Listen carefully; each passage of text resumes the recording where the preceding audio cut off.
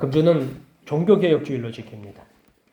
종교개혁주의 지키는데 종교개혁주의를 이렇게 묵상하다가 예전에 제가 샀던 책이 한 권 기억이 났습니다.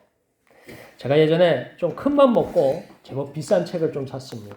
15권짜리예요. 한 질인데 일본의 여류 작가 시오노 나나미의 로마인 이야기입니다. 지금도 이제 다 읽지는 못했고 몇 권이 앞에서부터 한 7권까지 읽고 뒤에 또 14권을 읽고 그래 뭐 했는데 그 14권의 제목이 그리스도의 승리입니다. 고대 로마 제국은 유럽을 군사력으로 점령한 나라입니다. 지금 유럽이라는 그 지역 자체를 거의 다 점령했던 나라가 로마입니다. 로마는 군사, 경제, 문화 모든 분야에서 오늘날까지 아주 강력한 영향력을 행사하고 있습니다. 오늘날 전 세계 사관학교에서는 이 로마 시대 때 있었던 전쟁, 전술에 대해서 연구하고 가르칩니다. 그래서 그 로마인 이야기라는 그 책에 보면 로마 시대 때 그 전쟁의 방법, 전쟁의 결과, 전쟁의 영향력 이런 것까지 다 기록을 해놨어요. 그래서 아주 유명한 전쟁사에 연구를 하기도 합니다. 그리고 각국의 법들도 로마 시대의 법을 많이 바탕으로 두고 있어요. 건축과 자연과학은 로마 시대의 영향력을 지금도 받고 있습니다. 심지어는 지금부터 2000년 전 로마 시대에 이미 시멘트를 사용했습니다.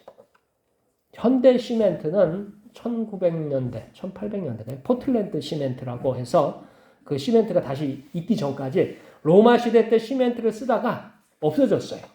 없어졌다가 현대에 다시 시멘트를 다시 부활시켰어요. 그러니까 이 로마인들이 굉장히 뛰어납니다. 오늘날도 당시의 문학작품을 연구하고 연극으로 공연하고 영화로 만들어 상영합니다. 그런데 이렇게 모든 싸움에서 승리했던 로마가 이 로마인 이야기 14권에 가면 그리스도에게 졌다라고 나옵니다. 그래서 그리스도의 승리라고 제목을 땄습니다. 이게 로마인 이야기 14권의 주제입니다. 자, 오늘도 싸움의 연속입니다. 오늘 사방을 둘러보면 이 승리하기 위한 다툼이 곳곳에서 있습니다. 정치에서는 여와 야가 서로 대립하면서 이기려고 하고 나라별로는 우리 남한과 북한도 서로 이기려고 하고요. 지금 러시아와 우크라이나도 서로 싸워서 이기려고 하고 있습니다. 심지어는 이 가족 안에 남편과 아내도 뭐예요? 가끔씩 전쟁을 해서 어떻게 하려고 하고 있어요? 이기려고 하고 있어요. 교회에서도 이기려고 하고 가족 안에서도 이기려고 합니다. 이러한 다툼에서 중요한 방법 중에 하나는 뭐냐? 이기는 편에 서는 거예요. 그렇다면 어떻게 이기는 편을 찾을 수 있을까요? 그리고 인생에서 중요한 승리, 이김은 예수 그리스도와 함께하는 승리입니다. 예수 그리스도와 함께 승리하는 모두가 되시기를 축원합니다. 자, 오늘 성경에서 처음 소개하는 내용은 세상을 이기신 예수님이십니다. 오늘 성경 말씀은 주님께서 세상을 이기신 분이다 전합니다. 그렇다면 우리도 주님과 함께 세상을 이길 수 있음을 기억하시기를 축원합니다. 다 함께 5절에서부터 8절까지 말씀 읽겠습니다. 5절부터 8절까지 말씀. 요한일서 5장 5절부터 8절까지 말씀. 우리 함께 읽겠습니다. 시작. 예수께서 하나님의 아들이심을 믿는 자가 아니면 세상을 이기는 자가 누구냐? 이는 물과 피로 임하신 이시니 곧 예수 그리스도시라. 물로만 아니요 물과 피로 임하셨고 증언하는 이는 성령이시니 성령은 진리니라. 증언하는 신 이가 셋이니 물과 피와 성령과 물과 피라. 또한 이 셋은 합하여 하나이니라. 아멘. 오늘 읽는 성경은 사도 요한의 편지입니다. 이때는 역사적으로 기독교가 로마로부터 박해를 받고 있습니다. 때문에 세상 사람들은 기독교가 곧 사라질 것이다. 신앙과 믿음이 무너질 것이다. 그리스도인들도 교회를 떠날 기회라고 생각했습니다. 왜 이런 생각을 했냐면 그 당시 로마라는 큰 나라가 이 하나의 종교, 특별히 이제 기독교죠. 예수님을 믿는 이 기독교를 박해하고 있었어요. 이게 너무너무 끔찍하니까 다들 뭐예요? 다 의심하기 시작하는 거예요. 그렇게 사도 요한에 전하는 편지는 매우 중요합니다. 그러니까 주님께서 이 내부에는 이제 주님께서 하신 일을 계속 전합니다. 그래서 주님께서 하신 일이 뭐냐 했을 때 주님께서 세상을 이기셨다라는 내용이에요.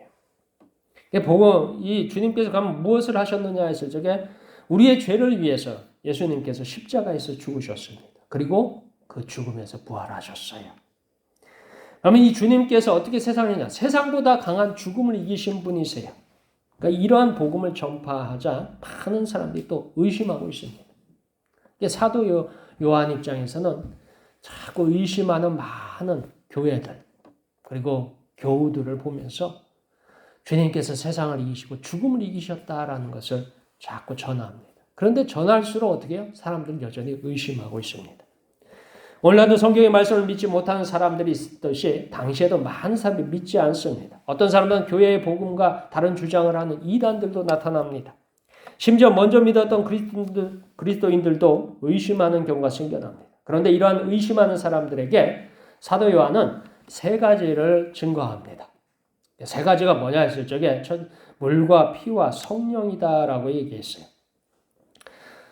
첫째 이제 물은 성경적으로 이제 비교를 하자면 세례를 의미합니다. 즉 주님께서 세례 받으실 적에 하늘로부터 내 사랑하는 아들이다라는 증언이 들렸어요.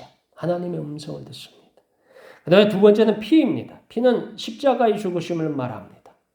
그래서 왜 피가 중요하냐 했을 적에 성경은 피 흘림이 없이는 죄를 사하지 못합니다. 그래서 구약서 시대의 모든 제사에는 제물의 피를 쫙 흘렸어요. 그게 뭐냐? 우리의 죄를 뭐예요? 하나님 앞에 용서받기 위해서 피를 흘렸어요. 죄를 지으면 피를 흘려야 사함을 받는다 했습니다. 마지막으로 성령님께서 오셔서 우리로 하여금 주님을 고백하게 하셨습니다. 이 세 가지가 예수님에 대한 증거다라고 얘기합니다. 우리는 동일한 주님을 기억하면서 세 가지 증거를 가졌습니다. 우리는 주님의 이름으로 세례를 받았고요. 또한 주님의 이름으로 성찬을 나누고요. 주님을 구주로 고백하고 예배합니다. 우리는 주님과 함께 세상을 이기는 대열에 섰음을 믿으시길 축원합니다. 자, 두 번째는 뭐냐면 하나님께서 예수님에 대해서 증거하셨습니다. 자, 하나님께서 예수님에 대해서 어떻게 증거했느냐 했을 적에 여러분들이 성경을 통해서 주님을 증거하셨습니다. 우리가 이제 읽는 성경은 구약 성경과 신약 성경으로 나눕니다. 이제 구약 성경은 뭐냐 했을 적에 하나님께서 온 세상을 구원하실 구원자를 보낼 것이다라는 약속이에요. 이제 이것을 갖다 성경에서 메시아에 대한 약속이다라고 합니다. 그게 구약 성경의 내용이에요. 온 세상이 죄로 말미암아 멸망합니다. 아브라함을 선택해서 이스라엘이라는 나라를 만들었지만 이스라엘도 실패합니다. 그래서 사람들이 다 볼 적에 야, 세상을 구원할 메시아가 어디 있느냐 했을 적에 그 메시아를 보내겠다라는 약속을 구약 성경에 했습니다. 자, 그리고 나서 신약 성경에는 하나님의 약속으로 오신 분이 예수님이시다라고 전합니다. 하나님이 온 인류, 세상을 구원하시기 위해서 보낸 사람이 있는데 그 보낸 분이 예수님이다라고 신약 성경에 약속을 해놨어요. 또 그리고 그 예수님께서 다음에 어떻게 해요? 맨 마지막에 심판 때 다시 오실 것이다라는 내용이 기록되어 있습니다. 이게 성경의 전체 내용이에요. 하나님께서 세상을 구원하시기로 계획하셨고 그 구원자로 예수님을 정하시고 또한 신약 성경은 뭐예요? 그 오신 분, 구원자로 오신 분이 예수님이시고 그 예수님이 우리의 죄를 해결하셨고 그리고 나중에 다시 오실 분이 예수님이시다. 이 내용을 구약 성경과 신약 성경이 전체를 가리키고 있습니다. 그것에 대해서 하나님께서 증거하셨다라고 얘기합니다. 우리 다 함께 9절에서부터 10절까지의 말씀을 읽겠습니다. 9절에서부터 10절까지의 말씀 함께 읽겠습니다. 시작. 만일 우리가 사람들의 증언을 받을진대 하나님의 증거는 더욱 크도다. 하나님의 증거는 이것이니 그의 아들에 대한 증언하신 것이니라. 하나님의 아들을 믿는 자는 자기 안에 증거가 있고 하나님을 믿지 아니하는 자는 하나님을 거짓말하는 자로 만드나니 이는 하나님께서 그 아들에 대하여 증언하신 증거를 믿지 아니하였음이라. 아멘. 우리는 가끔씩 세상에서 하나님이 보이지 않기에 하나님이 없다 주장하는 사람들이 있습니다. 그리고 어떤 사람들은 세상의 모습을 보면서 하나님이 어디 있냐 주장해요. 세상을 보면은 천국은 아니에요. 근데 곳곳에 보면 지옥 같은 일들이 많이 일어나요. 곳곳에 보면 불합리하고 불의하고 여러 가지 나쁜 일들이 세상 곳곳에서 계속 일어나요. 그러니까 하나님이 없다고 주장하는 사람들이 하는 말이 그런 일이에요. 하나님이 어디 있느냐? 하나님이 있으면 저런 나쁜 놈들, 저런 불의한 일들, 저런 지옥과 같은 일들이 왜 일어나느냐 하고 자꾸 주장을 합니다. 성경은 이러한 사람들을 어리석은 사람이라고 합니다. 시편 14편 1절에 보면요. 어리석은 자는 그의 마음에 이르기를 하나님이 없다 하는도다. 그들은 부패하고 그 행실이 가증하니 선을 행하는 자가 없도다. 즉 하나님이 없는 사람의 특징이 있어요. 먼저 부패해요. 두 번째 뭐예요? 행실이 가증해요. 세 번째 뭐예요? 선을 행하지 않아요. 그러니까 여러분들이 주변에 보실 적에 야 저렇게 못된 놈이 있나? 저렇게 못된 사람이 있나? 저렇게 악한 사람이 있냐? 어떻게 저렇게 살 수 있느냐? 인간으로 어떻게 저럴 수 있느냐? 하는 사람들을 보면 간단해요. 그러는 이유가 뭐라고요? 하나님이 없다 믿기 때문이에요. 마지막 심판하실 그 하나님이 있다고 믿는 사람들은 그렇게 하시면 않아요. 그러니까 하나님이 없다고 주장하는 사람들이 부패하고 그리고 가증한 일을 하고 선을 행하지 않습니다. 그래서 여러분들 주변에 볼 적에 야 어떻게 저럴 수가 있느냐 하는 사람들 보면 어떻게 저렇게 못됐느냐 하는 사람들 보면 이유는 간단해요. 뭐가 없기 때문에? 하나님을 믿지 않기 때문에. 하나님이 없다고 생각하기 때문입니다. 자, 오늘 성경에는 우리에게 이렇게 얘기합니다. 성경은 하나님께서 증언을 하셨다라고 얘기합니다. 하나님께서 사람을 위해서 예수 그리스도를 통해서 우리를 구원하신 일을 전합니다. 이것이 하나님의 사랑입니다. 이 하나님의 사랑을 가장 잘 알았던 사도가 요한입니다. 오늘 우리가 알고 있는 이 요한이 하나님의 사랑을 가장 잘 알았어요. 그래서 이 요한의 요한복음과 요한일서에 보면 하나님의 사랑을 이렇게 표현해 놨어요. 요한복음 3장 16절에 보면 하나님이 세상을 이처럼 사랑하사 독생자를 주셨으니 이는 그를 믿는 자마다 멸망하지 않고 영생을 얻게 하려 하심이라. 자, 우리를 구원하신 이유가 뭐라고요? 하나님이 세상을 어떻게 해서? 사랑하사. 우리를 사랑하셨기 때문에 구원하셨다라는 내용이에요. 자, 다음으로 요한일서 4장 9절 10절의 말씀에서 나옵니다. 우리 한번 찾아서 읽어볼까요? 요한일서 4장 9절과 10절. 네, 성경책을 한 페이지만 딱 넘기시면 돼요. 한 장만 앞으로 딱 넘기시면 돼요. 4장 9절과 10절 말씀. 함께 계십니다. 시작. 하나님의 사랑이 우리에게 이렇게 나타난 바 되었으니 하나님이 자기의 독생자를 세상에 보내심은 그로 말미암아 우리를 살리려 하심이라. 사랑은 여기 있으니 우리가 하나님을 사랑한 것이 아니요 하나님이 우리를 사랑하사 우리 죄를 속하기 위하여 화목제물로 그 아들을 보내셨습니다. 자, 하나님께서 우리를 사랑하신 일을 기록하고 있습니다. 그리고 예수 그리스도를 믿는 사람들에게 영생을 주셨다 했습니다. 이 예수님 우리를 위해서 화목제물이 되셨어요. 그리고 우리를 위해서 희생하셨어요. 그 예수를 믿는 자에게 하나님은 뭘 주셨느냐? 영생을 주셨다라고 했습니다. 하나님 아버지는 이러한 하신 일을 증거하셨습니다. 그런데 이것을 부정하는 사람들이 하나님을 거짓말하는 자로 만들었습니다. 그러니까 하나님이 없다. 그건 예수님이 하신 일에서 인정하지 않는다는 것은 하나님이 하신 말을 어떻게 해요? 부정하는 거예요. 성경을 부정하는 거예요.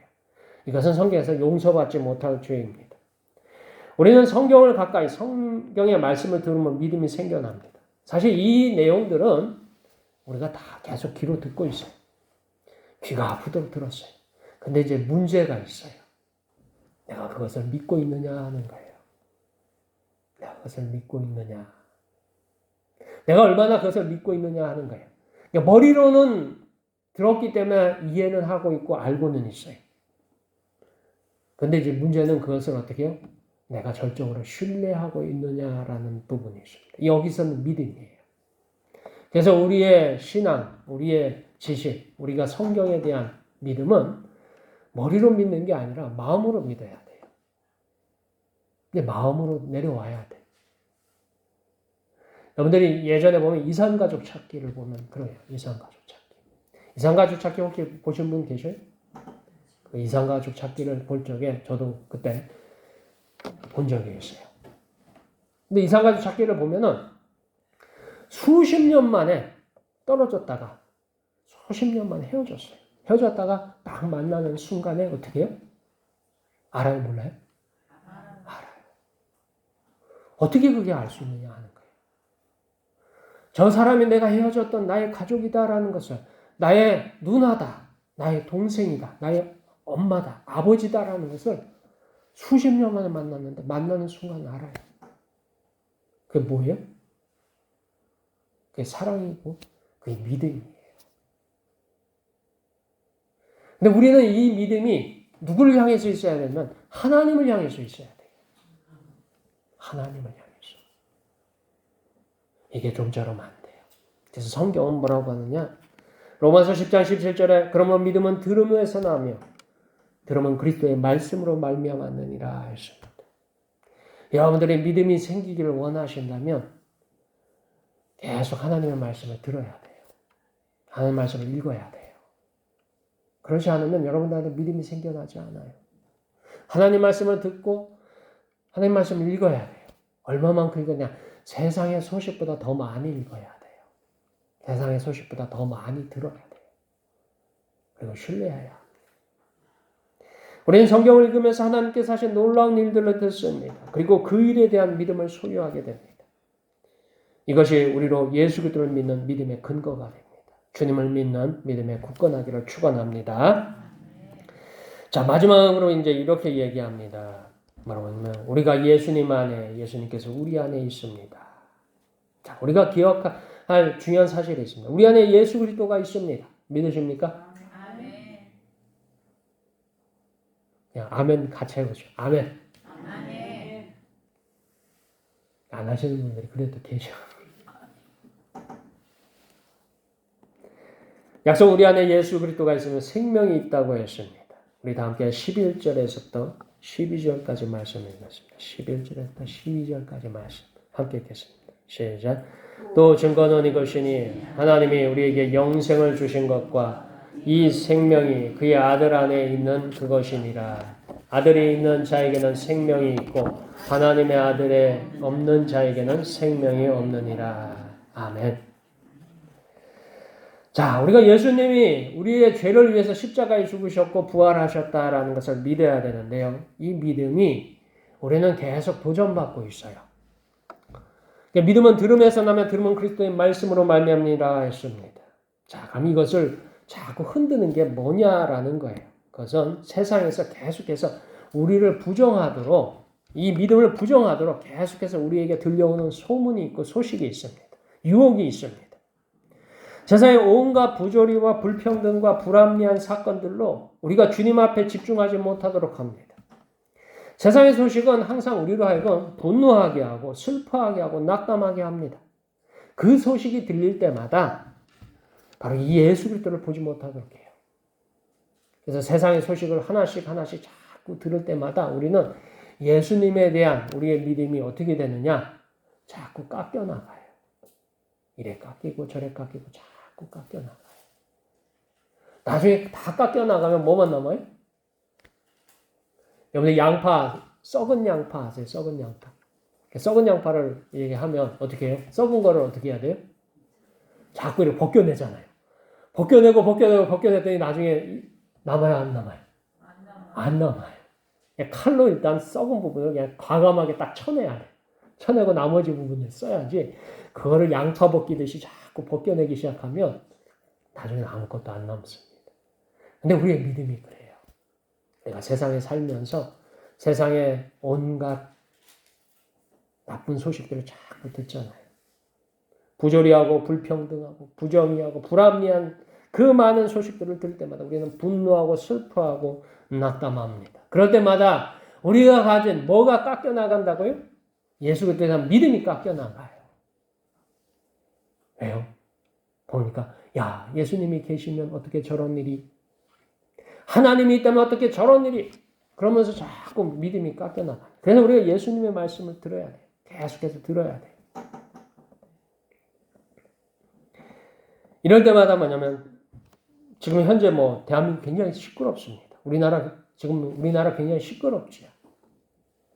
뭐 이유는 민주주의가 잘 발달해서 그런 게 아니라 여러 가지 의견 때문에 시끄러운 것이 아니라 이게 잘못된 것, 거짓된 것 이런 것들을 자꾸 이제 밝히려고 하니까 들추려고 하니까 그걸 덮으려고 온갖 소란을 피우고 있습니다.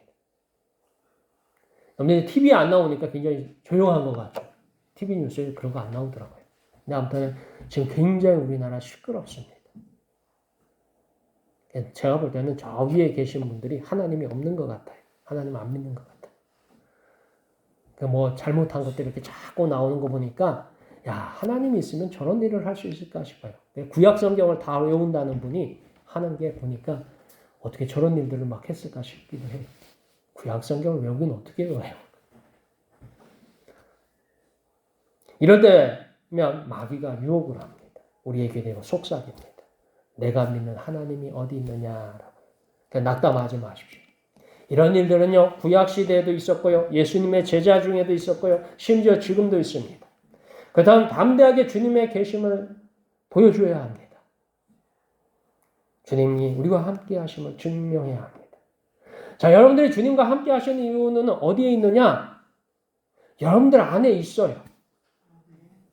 어떻게 알 수 있느냐? 여러분들 기도할 적에 누구의 이름을 기도해요? 기도할 적에 맨 마지막에 어떻게 한다고요? 예수님의 이름으로 기도합니다. 아멘. 그렇게 하시죠? 왜 그렇게 하세요? 왜 그렇게 하세요? 교회에서 가르쳐 줬어요? 목사님이 그렇게 하라고 시켜서요? 아니에요. 물론 가르치고 시킨 거 맞아요. 그러나 그거는 어디에 있냐? 성경에 그래 돼 있어요. 어디에 돼 있다고요? 성경에 돼 있어요. 너희가 내 이름으로 무엇을 구하든지 내가 시행하리라. 그러니까 누구의 이름으로 구해요? 예수님의 이름으로. 예수님의 이름으로 구하는 거예요. 그래서 예수님의 이름으로 기도합니다. 그리고 여러분들이 하나님을 부를 때 뭐라고 불러요? 아버지. 하나님을 아버지라 못 부르시는 분 있으면 손 들어보셔. 나는 하나님을 부를 적에 도저히 아버지라 못 부르시겠다 하시는 분 손 들어보셔. 그러니까 하나님을 아버지로 부르시면 손 들으셔요. 나는 하나님을 아버지라 부른다. 들으셔야 돼. 이거 나중에 뭐냐면 하나님이 나중에 이제 여러분들 천국 들어갈 적에 이거 딱 보면 너 나를 아버지라고 안 부르네 하면서 하요. 다 들으셔. 자, 들으세요. 하나님을 아버지라 부르신다. 들으세요. 다 들으세요. 예. 내리셔도 됩니다. 이거 들으셔야 돼, 진짜. 왜 그러느냐?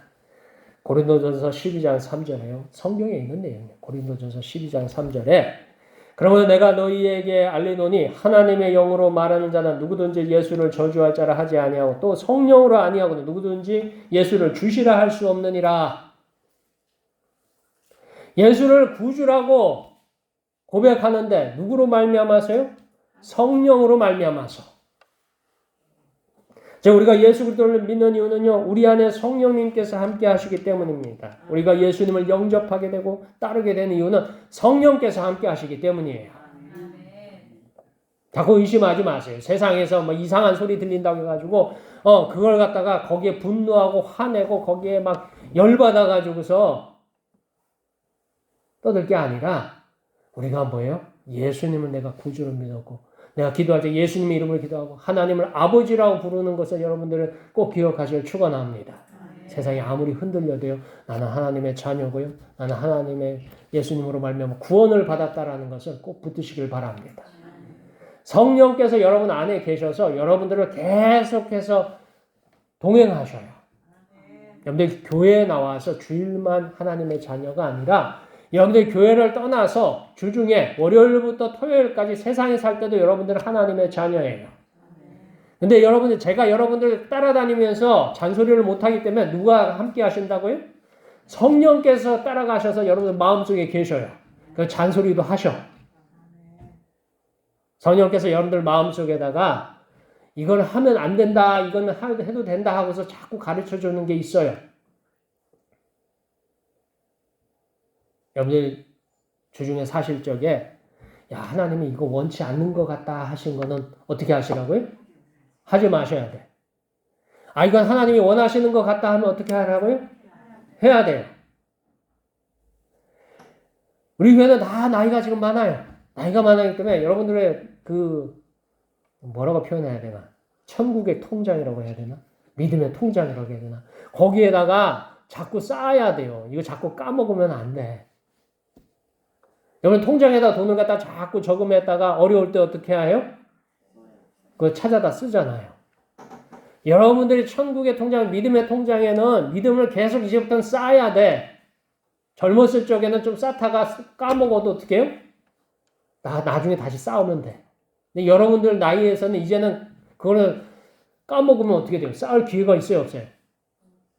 조금 이제 쌓을 기회가 점점 줄었어요. 그러니까 여러분들이 지금부터 믿음을 자꾸 쌓아야 돼요.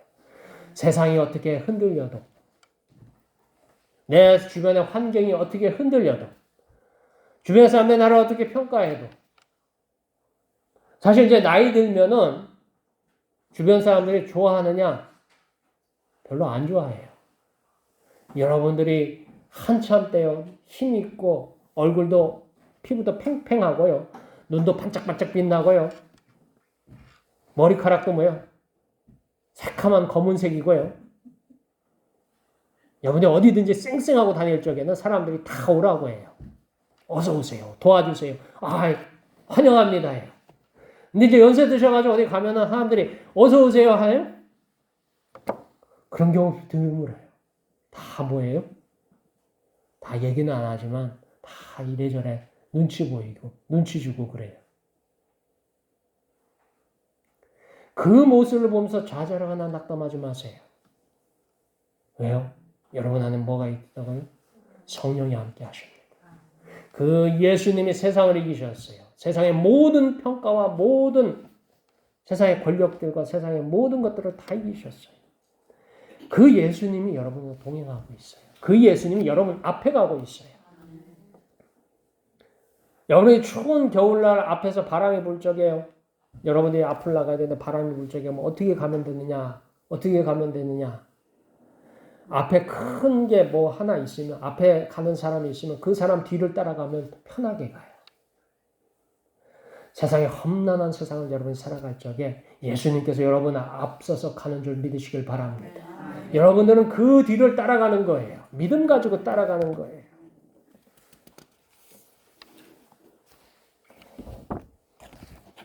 다음으로 요한일서는 또 다른 방법을 설명해 주십니다. 바로 우리가 구하는 것을 우리 안에 계신 주님께서 듣고 그것을 얻은 줄 또한 안다 하셨습니다. 우리 요한일서 5장 13절부터 15절 말씀 읽겠습니다. 우리가 봤던 본문의 다음에 있습니다.